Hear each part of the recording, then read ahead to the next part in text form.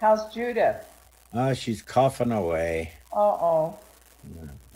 Still trying to figure out the two medicines they took her off of. The culprit, the Lipitor, I think, is one of them that creates a cough after a. It's a rare case of it, but that's what the doctor thought. So anyway, but she's been getting some good sleep. Oh, good. Tried taking some melatonin last night, and I slept like a baby. Woke up with a rash. Uh-oh. Joke. Oh. Linnell and Dick, how's your Sunday going? Charlene Starkey, she's putting on a Pretty good so far. So far. Yeah. really. No. I did. Sir At least Ralph we- and Lady Catherine. Good morning. Good morning to the both of you. Yeah, we're here. Is breakfast over? Yeah, I burnt the toast. Oh, Uh-oh. yeah. He always burns the toast. Well, we could call that a burnt offering. Oh, it was. It was. I offered it to her and she says, no way. My dad always told me that burnt toast give you curly hair. Oh, was that it? Yeah, well, it was my dad. I must have eaten a lot of it. tells Yeah, me too, Connie. crust to get curly hair. Yeah. Uh,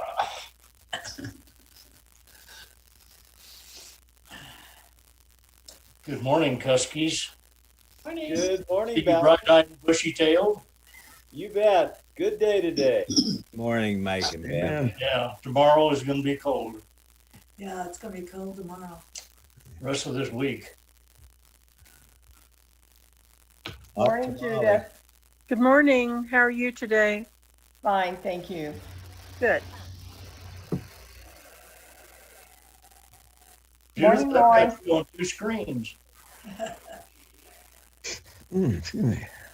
There. Ralph, Morning, how's everyone. your It's not East Terminal. He walked out of the doctor's office here 2 weeks ago and said, I don't want to talk to you anymore. he's done. So I wanna go home. I want to go home, and that's where he's at. We've been praying for him. Thank you. I think he's 79. Oh, I think he's 77 or no, 78. no. He's the same age as Sandy, isn't Well, that's why I said I think he's 79. he? Okay. Morning, Linda. Morning. Morning, Jim and Jan. Howdy, folks. Hey, Jim. Nice Howdy. light. We're having computer problems, so we're on our telephone right now. Nice Same light. here. Yeah. Good morning, Mrs. Shields. Good morning. Did you make her coffee this morning, or did you make her coffee? I had tea today. Did you? Good for you. Good black Kathy drinks tea. it. I Good got black tea today. that's Hey, Gordon, I was gonna tell you that, Sharon's brother up in Inglewood. At Cherry Vista, they've been having a 3-day, or actually a weekend meeting. And the guy from Happy, Texas come up and he's actually holding their meeting for him. His name's Rick Bloodworth. And we've been watching it for the last 2 nights. It's pretty good. You know, he's a good speaker. So, Rick Bloodworth. out of Happy, Texas. Oh, yeah. Happy Texas. That's a great. It's funny how they went ahead and just kind of went ahead and held their meeting and stuff like this and just kept it that way. Yeah. You know, Are they zooming it too? yeah, it's on Facebook and Zoom.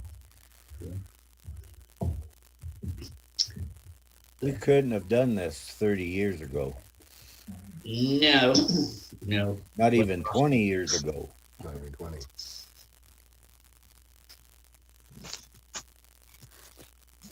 How's Tom? They're doing fine. I was talking to him the other day and I said, so are y'all actually social distancing or anything like that? He says, well, not really. At church, you know? And I said, are you wearing masks? He says, not really. So- Oh, my. but you got to understand, they got a congregation of about 50 people. So,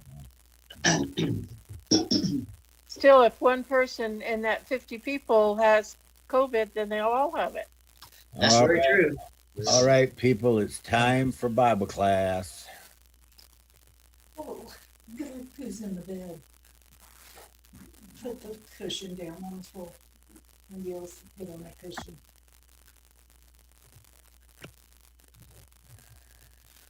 Can you see the screen and can you hear me, church? Yes. Sure can. Well, there goes the gong show. So we're going through chapter 21 through chapter 23. Lesson 10, the King's House. We're really going to be talking about what happens up at the temple.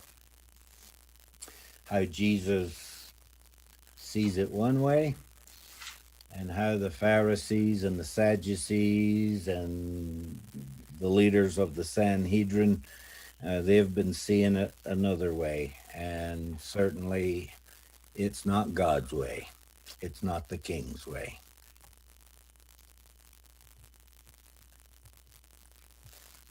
A quick review, please. Last week, we learned about Jesus's final trip from his home in the northern part of Israel, then turning down towards Jerusalem. Luke 9:51, after rejection of a village in Samaria, Samaritans rejected him. Jesus resolutely turned his face towards Jerusalem because the time was drawing near for the completion of his mission, doing his Father's will. But now we shall see him continuing with his ministry of teaching and healing. And as he prepares for his triumphal entry into the city of Jerusalem, city of peace. In Jerusalem, this time around, he will suffer a series of challenges, if not suffer, to put up with, endure a series of challenges and subsequent rejections, along with his responses. It always amazes me how Jesus would answer a question with a question. It will culminate in his ultimate betrayal, his arrest, his trial, his long enduring torture, and crucifixion and death. So just how important was the temple? For the Jews, the temple was the seat of God's power. God dwelled there among them in the form of the temple. If you remember, in the temple that stood before the current temple there in Jesus' time, the glory had departed. God had left the temple because of the people. And in AD 70, God again will certainly impress upon the people that he would not be coming back to that place.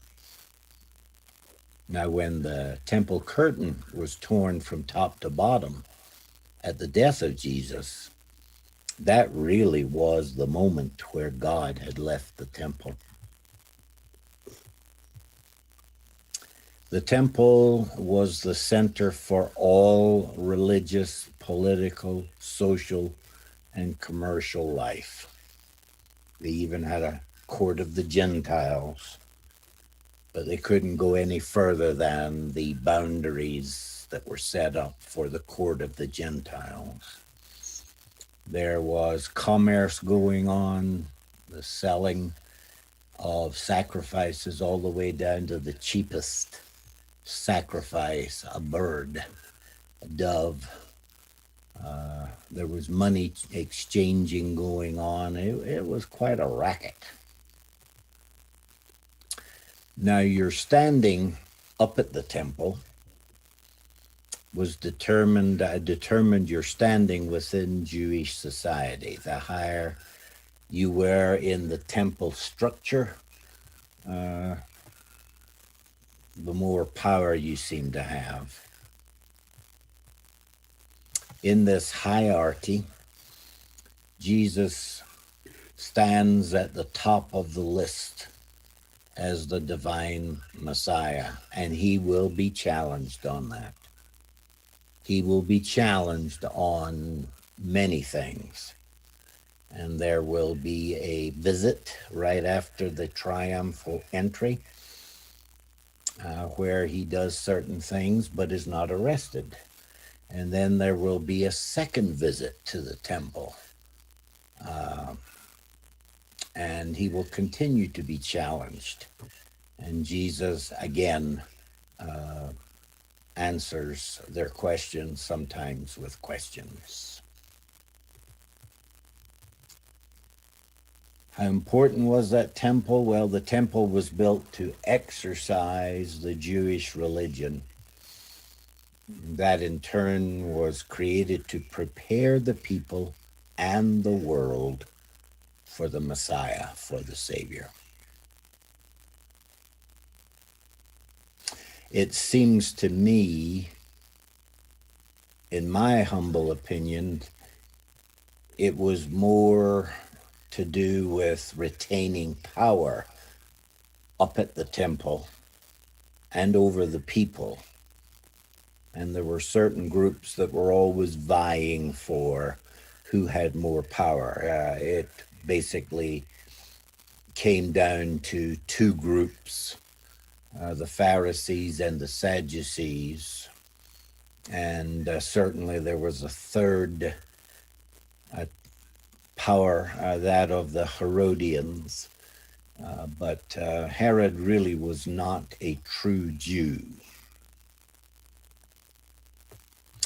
So they were more interested in retention of power, like in John 11 when they said, if we don't do something about Jesus, we may lose our place. We may lose our power.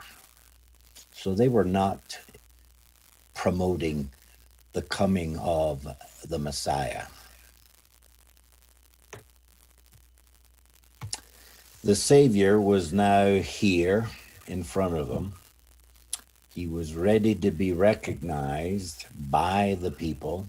However, we see that instead of welcoming him to the place that was rightfully his, the Jews unwittingly rejected and tortured and executed Jesus. What they didn't know was this was all according to God's plan, a predetermined plan. This terrible chain of events begins as Jesus, arriving from the northern country, prepares to enter into Jerusalem, and then the temple, which are his by rights, his place. He is God in the flesh. Here is a list of various temple visits by Jesus. Very quickly, at his circumcision, 8 days of age, basically when he is given a name and he is placed in covenant with God. Luke 2, verses 21 to 40 covers that. Then his coming of age at 12, Luke chapter 2, verses 41 to 52. And it's during that time that he amazes the hierarchy up at the temple. They were just amazed that he was a child prodigy in their eyes. But certainly, I don't think they really understood who was in their presence. Here's a note. The family would make annual visits to the temple at the feast of the Passover. That's what Luke records in verse 41 of chapter 2. We know there is a gap of 18 years, however, but Jesus being an observant Jew, he would go to the temple every year at least, as was his custom. He would go to synagogue, as was his custom. He was an observant Jew. Then Jesus begins his ministry at age 30, which is recorded by Luke chapter 3, verse 23. We have Jesus cleansing the temple. Is this a first cleansing or not? During the Passover at the start of his ministry, it would appear so, according to John 2, 13 to 22. I might add here, does John accurately place events in chronological order, or does he place this particular single cleansing of the temple as a dramatic backdrop to what is coming in the future? So there's always the possibility that there is a first cleansing and a second cleansing, but the synoptic gospels only record a single cleansing of the temple. So Jesus cleanses the temple a second time at the end of his earthly ministry, according to Matthew 21, 12 through 17. Does anyone have a comment? Warner, are you online today?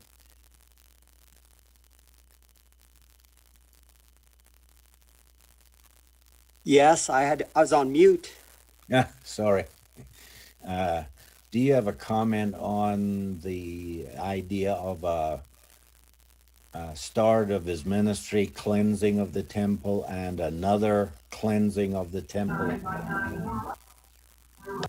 No, John's the only one that does it. And you mentioned about being in order. Luke is the only one that mentioned specifically that his goal was to do an orderly account of the life of Jesus. But there could have been two cleansings. I've been reading that some feel that there was a first and a second cleansing, while other writers have said that this mention of a first cleansing by John is possibly really the single cleansing of the temple. It's just placed out of order. I will say that in chapter 2, it does mention that during that particular time, Jesus goes away after the first cleansing for several days, while on the second cleansing, Jesus only goes away for 1 day. Or do I have that backwards?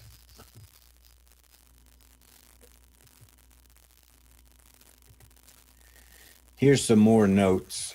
Jesus on the first cleansing of the temple is described in John 2:11 to 12 as having occurred just after Jesus' first miracle, the wedding at Cana in Galilee. the turning of water into wine. John makes it clear that it was after that, or after this, that he went to Capernaum, where he stayed for a few days. But in Matthew's account, it was for a single day. In John's verse 13 of chapter 2, John tells us that the Passover of the Jews was at hand, the New King James Version. These verses trace Jesus's movements over a short period of time from Cana in Galilee to Capernaum and eventually on to Jerusalem for the Passover there. This is the first of two times, we think, not sure, Jesus cleansed the temple. The Synoptic Gospels don't record the first temple cleansing. That's placed in John chapter 2. Instead, only recording the temple cleansing that occurred during Passion Week. That is the Synoptic Gospels. In John chapter 2, a whip is used. Was it done once or was it done twice? The second cleansing of the temple occurred just after Jesus' triumphal entry into Jerusalem. This was during the last week of his life. The second cleansing is recorded in Matthew, Mark, and Luke, but not in John. There are differences in the two events, aside from their being nearly 3 years apart. Now, in the first cleansing, temple officials confronted Jesus immediately, verse 18, John chapter 2. However, in the second cleansing, the chief priests and scribes confronted him the following day, Matthew chapter 21, verses 17 to 23. In the first event, Jesus made a whip of cords with which to drive out the sellers, but there is no mention of a whip in the second cleansing. Two recorded occasions where Jesus cleansed the temple: the first time at the beginning of his public ministry, and the second time perhaps after his triumphal entry. You wonder, wouldn't the leaders up at the temple saying, hey, we've done this before? So the triumphal entry seems to be a key event for Jesus doing what he did at the temple shortly before his trial and execution. What we have in the chapters that we will be covering and beyond is Old Testament prophecy is being fulfilled in real time, as far as the recorders are putting it down for us to read. Matthew for his Jewish readers, Luke perhaps for Greek readers, and Mark also for a wider audience. We have the coming of the King into Jerusalem.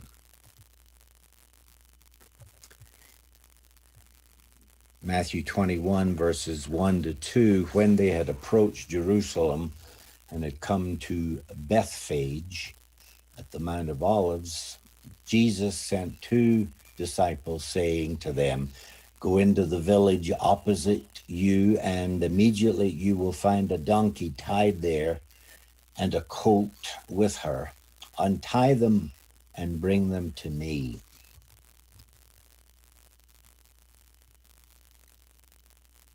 And this is all in the age of,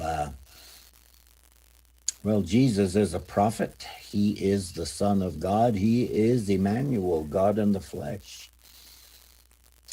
Things have been set in place. Things are in place. Verses 3 through 4, if anyone says anything to you, you shall say the Lord has need of them. And immediately he will send them. This took place to fulfill what was spoken through the prophet. Zechariah 9:9. Say to the daughter of Zion, behold, your king is coming to you, gentle, humble, and mounted upon a donkey, even on a colt, the foal of a beast of burden. Not the dashing image of a king on a charger, but a king on a foal. The disciples went and did as Jesus had instructed. This is verses 6 to 7. And brought the donkey and the colt and laid their coats on them, and he sat on the coats.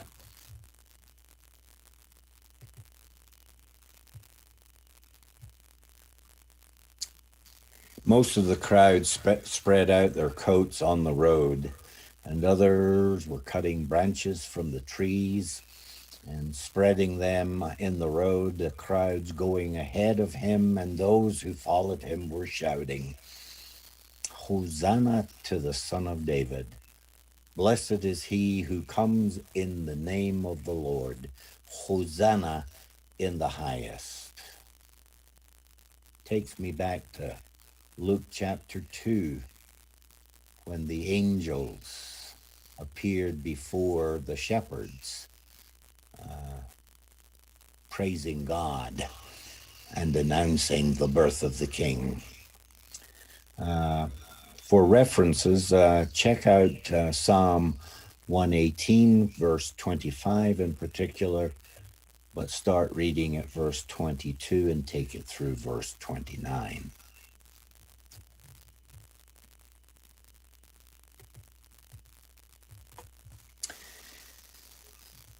Verses 10 and 11 here. When he had entered Jerusalem, all the city was stirred, saying, Who is this? And the crowds were saying, This is the prophet Jesus from Nazareth in Galilee. Do you remember Jesus in Mark 16? He questions the disciples, and in particular, it is the respondent is Peter. Who do men say that the Son of Man is? What do they think about me? Who do they think I am? Oh, some say you're this, some say you're Jeremiah, some say you're Elijah, etc. But then who do you say that I am? And Peter answers, you are the Christ, the Son of the living God. At this moment in time in Jerusalem, with Jesus coming in on his triumphal entry, very humble and gentle, Jesus is the buzz of Jerusalem.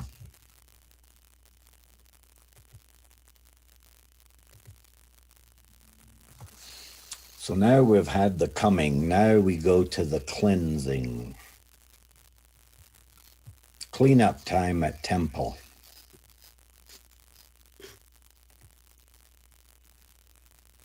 Temple visit number 1, coming from his triumphal entry into Jerusalem. This is Matthew 21.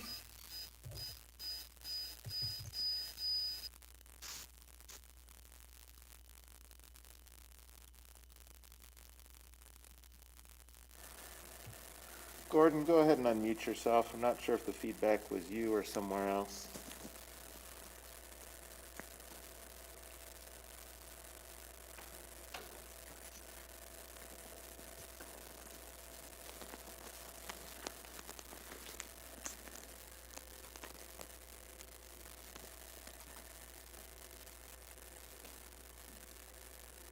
Yeah, I don't know. I did not mute myself. So, Yeah, I muted you. We're getting some weird circular feedback. okay. And Jesus entered the temple and drove out all those who were buying and selling in the temple. It was like a market, it was a circus. And overturned the tables of the money changers and the seats of those who were selling doves. That's why I said, is this a deja vu moment? If there had been a first cleansing of the temple at the start of his ministry, or is this only a singular one-time event?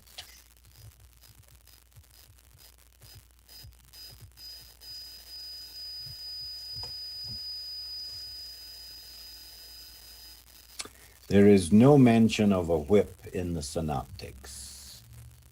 So the question still remains, was the cleansing of the temple done one time or twice? The synoptics only mention it one time.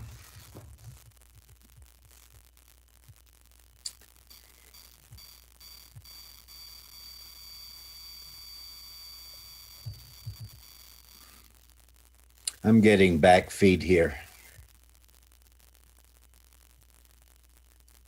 And Gordon, you're the only one unmuted, so you might turn the speakers down on your laptop a little bit. I apologize, I'm not exactly sure what's going on, but I'm looking for it. All right. My apologies, keep rolling. How's that? I still hear echo.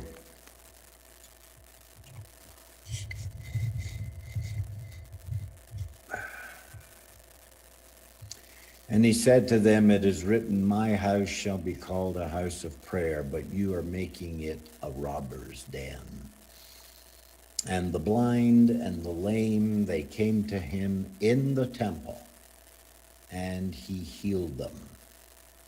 Reference points here for biblical checking of prophecies being fulfilled or tying into this event is Isaiah 56 verse 7 and Jeremiah chapter 7 verse 11. It sounds better, John.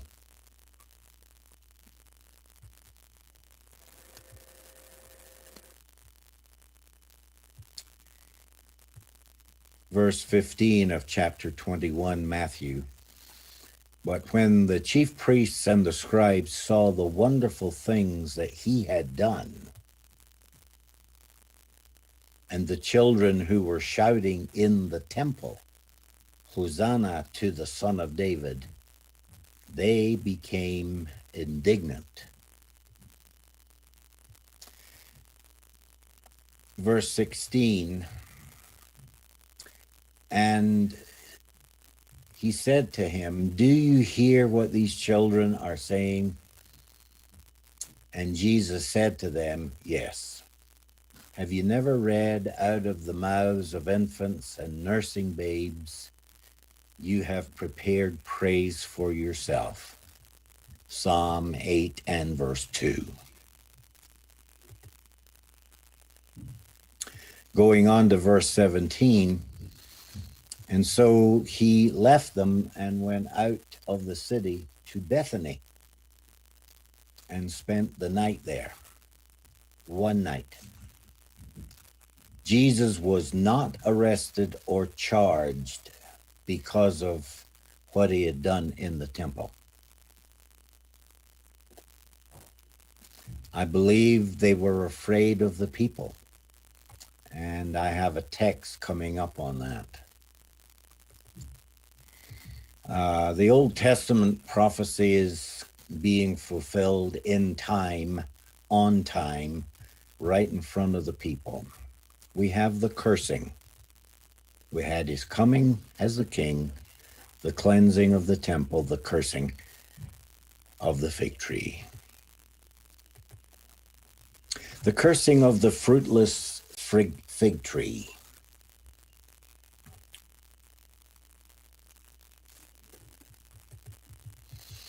Was this a judgment upon the Jewish leaders of the time?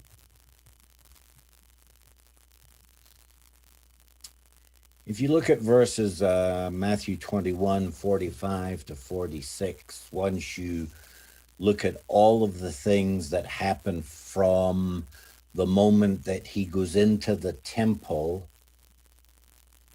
and overturns the tables of the money changers and all the things that are going on, a racket of making profit, a den of robbers.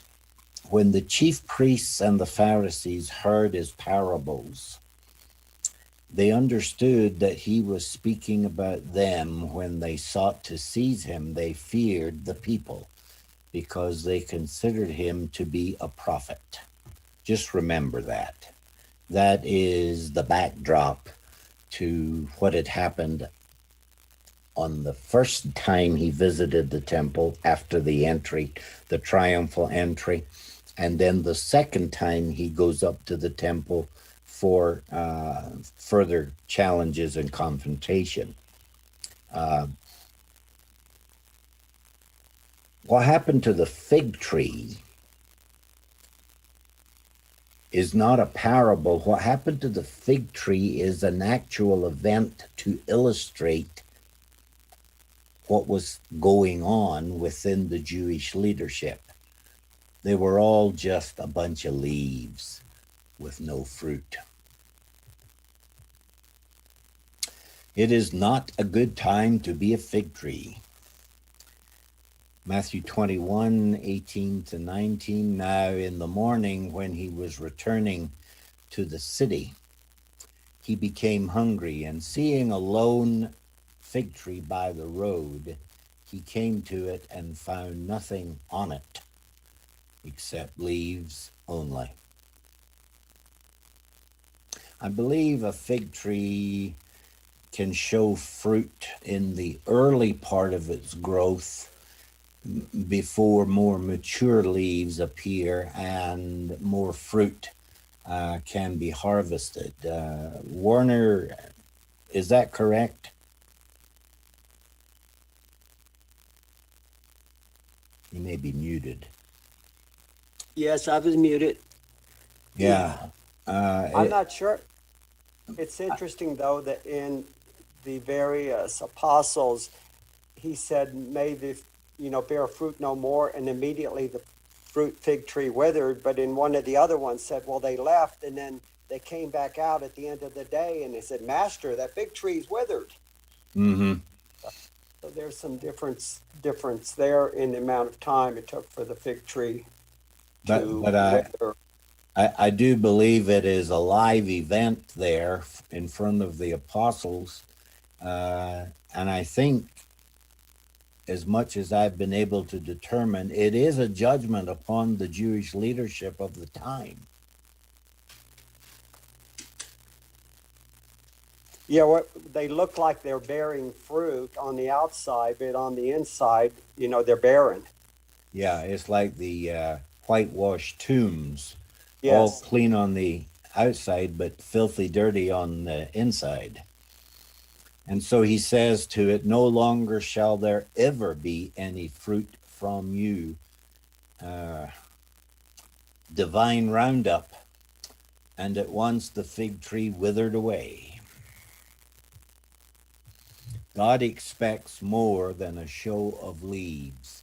If there is a lesson in it for us as Christians, or for the disciples, or for the early church, is God expects us to be fruitful, to multiply, not just have a show of leaves, which is, we have a saying in a part of England, sometimes politicians are all gob and no do. There's no action. There's no fruit.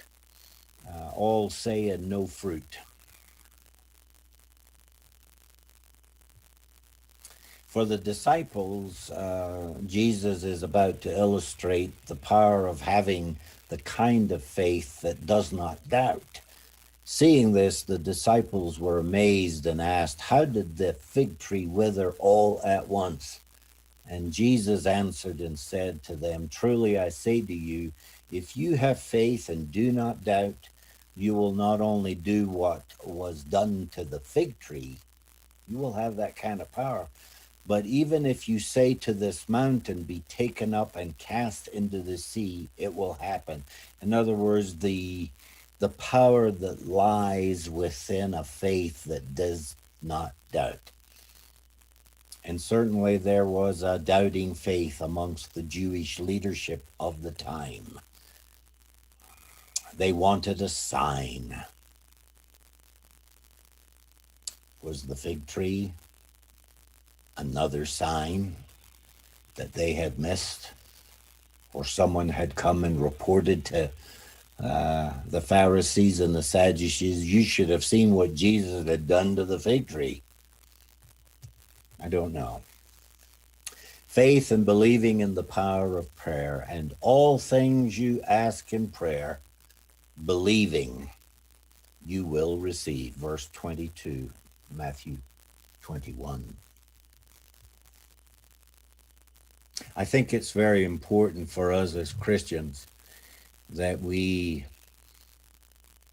take the faith that we have and invest it in the power of prayer, because God does hear and answer our prayers. The prayers of a righteous person does have an effect. Don't forget Elijah.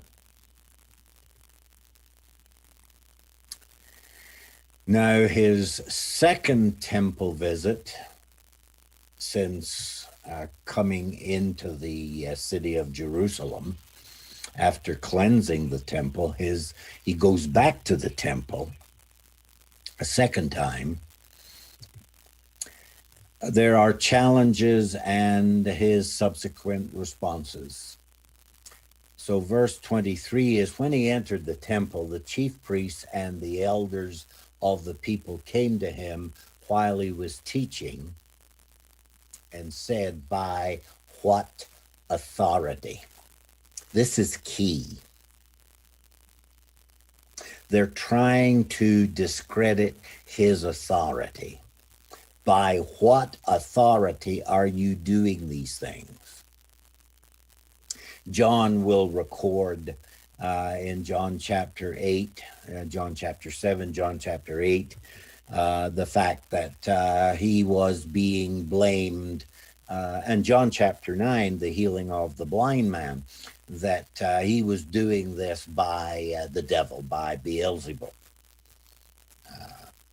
By what authority are you doing these things? And who gave you this authority?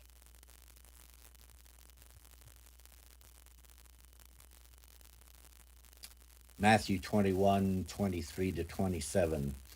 The authority of Jesus is being challenged. If they can discredit him, then his popularity may fade away. But the fact is, his authority is from a divine source. He is all truth and all grace and full of God's Spirit. His authority is unquestionable.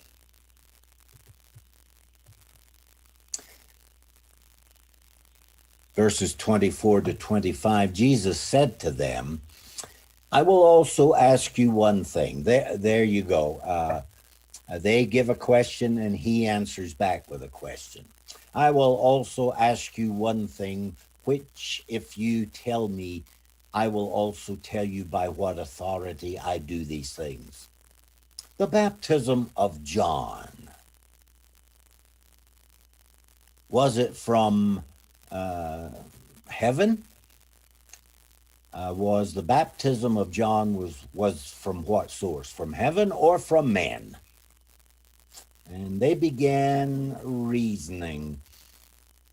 they began ruminating amongst themselves. If we say from heaven, he will say to us, then why did you not believe him?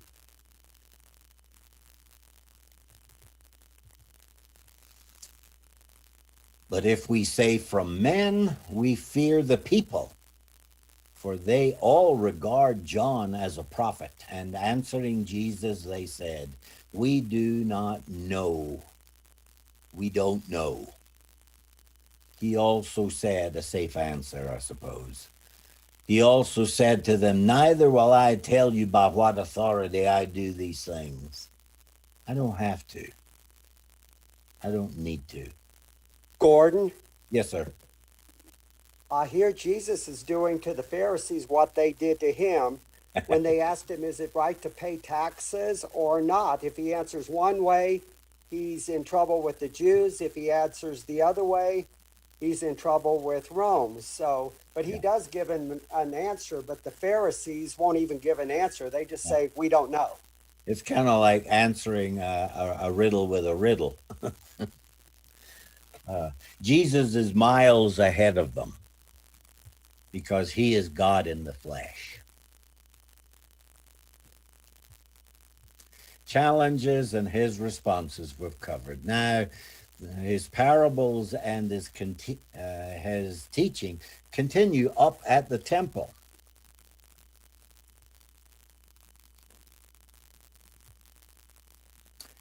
Now there's more challenges and more responses from Jesus. If you look at the chart here, Matthew 21, 23 to 27. In the middle, we have Matthew 21, verses 28 down through verse 14 of chapter 22. And then finally, Matthew 22, verses 15 to 46.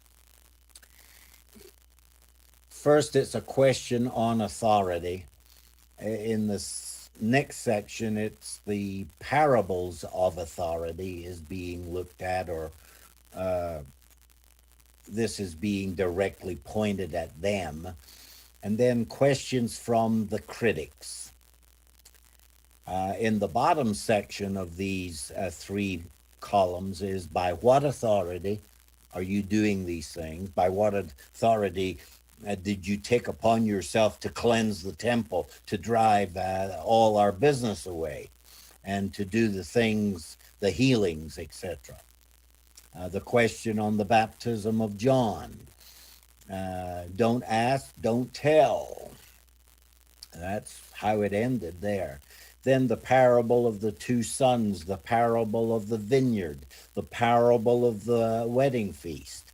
And then on the third column, it is questions from the critics regarding taxation, paying taxes, the resurrection, and what is the greatest command. And then questions from Jesus.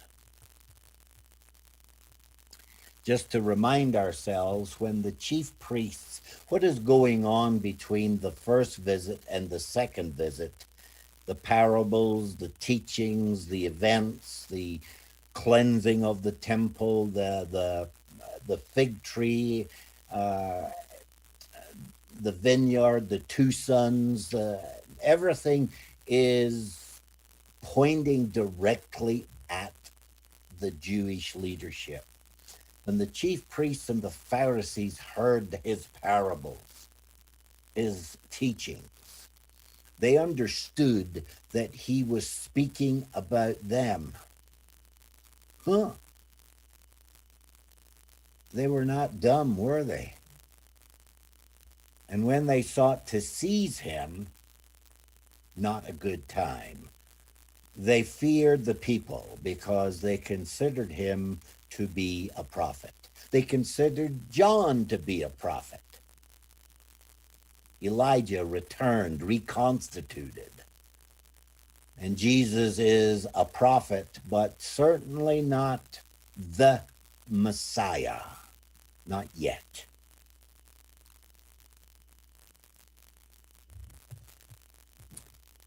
Jesus, after John, would be the final prophet.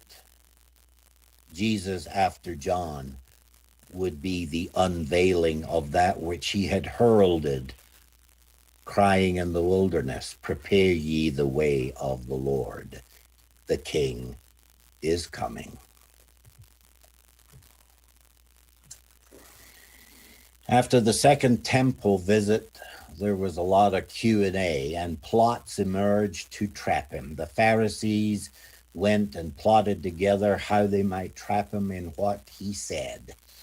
They sent their disciples to him along with the Herodians, saying, "Teacher, we know that you are truthful and teach the way of God in truth, and defer to no one, for you are not partial to any." Their words of flattery were laying a trap. Verses 17 to 19 of chapter 22. Q&A on paying taxes. Tell us then, what do you think? Is it lawful to give a poll tax to Caesar or not? But Jesus perceived their malice. He read between their lines and said, "Why are you testing me, you hypocrites? Show me the coin used for the poll tax." And they brought him a denarius. And he said to them, "Whose likeness and inscription is this?" And they said to him, "Caesar's." Then he said to them, "Then render, give to Caesar the things that are Caesar's, and give to God the things that are God's." And hearing this, they were amazed, and leaving him, they went away, kind of like their tails between their legs. That is what happened. There's a temple poll tax coin, rather, showing the likeness of Tiberius as Caesar for the poll tax. A list of groups blitz Jesus with questions. Sadducees, Pharisees, disciples of the Pharisees, perhaps the Herodians, or maybe they were more serving as listeners and reporters. Again, I draw your attention back to the chart that I showed about how they questioned Jesus on his authority and the authority that was coming from his teachings, his parables, and the questions from the critics on things like taxation, resurrection, the greatest command, and questions coming back from Jesus that left them with nothing to say. A review coming from that second temple visit, their challenges and his responses. But he continues with his parables and teaching up at the temple, including healings. And more challenges, more of his responses. And then his final rebuke, the 7 woes that are covered in chapter 23, verses 1 through 39. If you look at this chart, there are the Matthew chapter 5, the be attitudes contrasted with the woe attitudes. For the sake of time, if you just go through them, I don't have time. I'm running out of time. But if you just look at the chart, the things that we should aspire to have in our lives, Matthew 5, and the things that they were charged with, well, they were the keepers of the key of knowledge, the keys of Moses.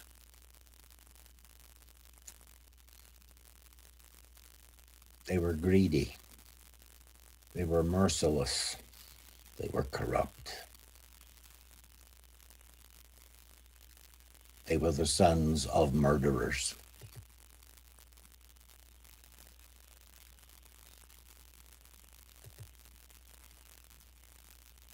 He was speaking about them. In the chapters that we have covered today,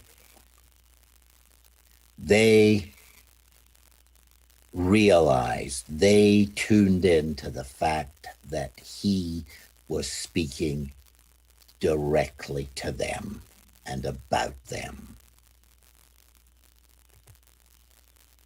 Next week, lesson 11, the King's Judgment. And that will be chapters 24 to 25. Here endeth the lesson.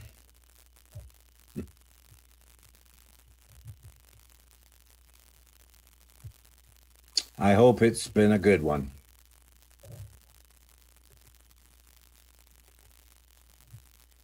Thank you, Gordon. Oh, you're welcome.